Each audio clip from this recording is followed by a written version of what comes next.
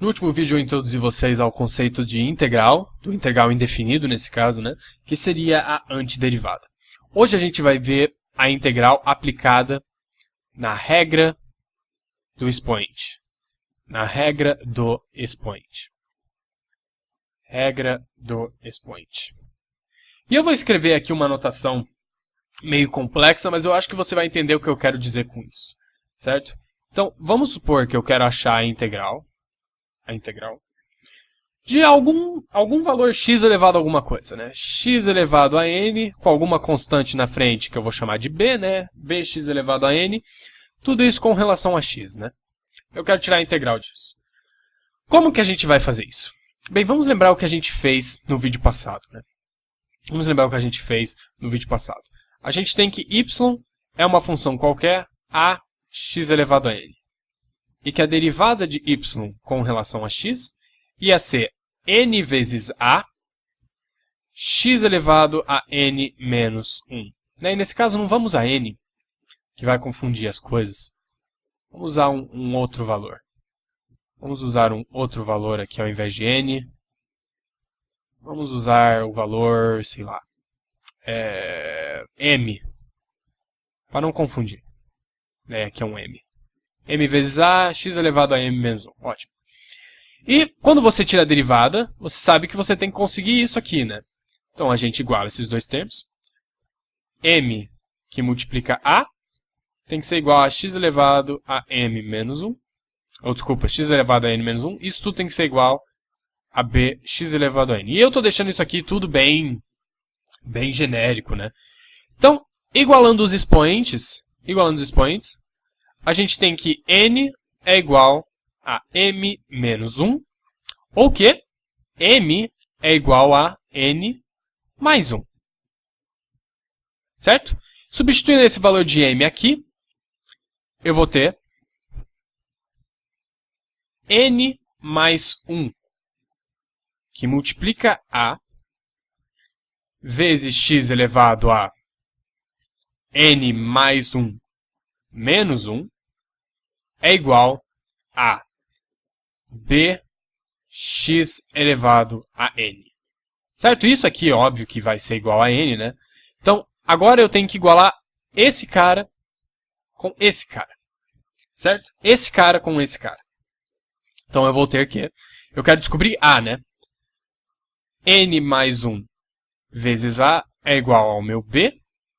Ou que a é igual a b sobre n mais 1.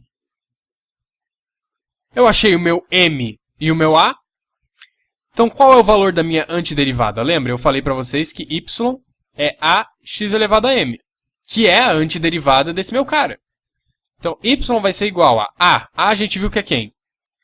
b sobre n mais 1.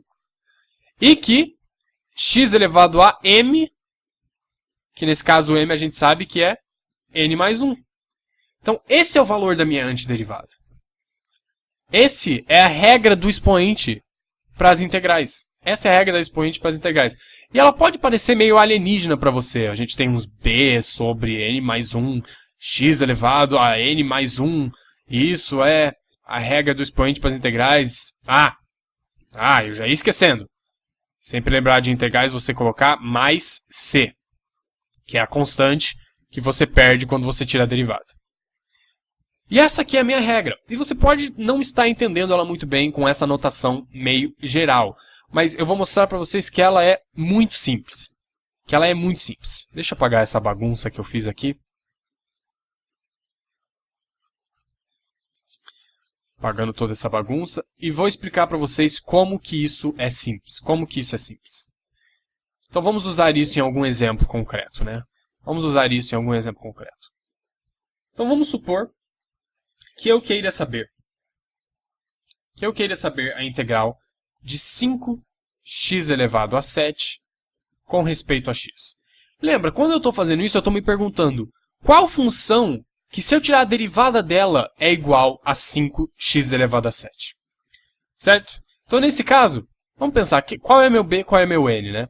Bem, o meu b nesse caso é 5 e o meu n é igual a 7. Então vamos, por agora, simplesmente copiar a fórmula que a gente descobriu aqui. Vamos simplesmente copiar.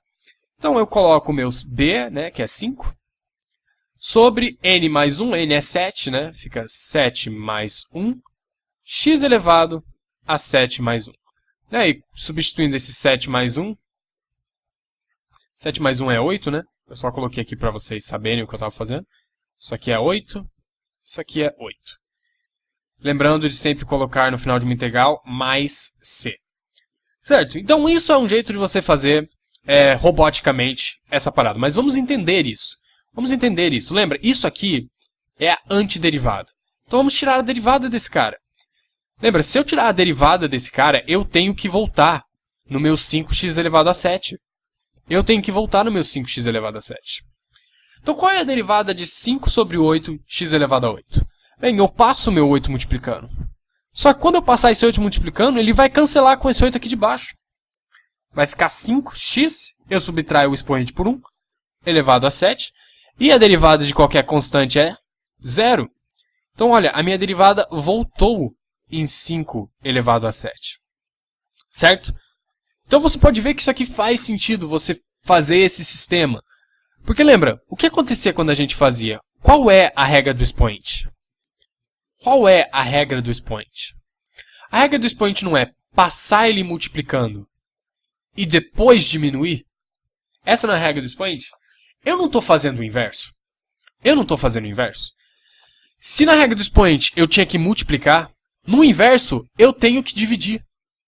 No inverso eu tenho que dividir. Então, olha, vamos fazer isso aqui. Vamos fazer isso aqui. Ó. A integral de x elevado a n. Lembra? Na derivada, o que eu fazia primeiro? Eu primeiro passava o expoente multiplicando e depois eu subtraía o meu expoente por 1. Então eu estou fazendo o inverso disso.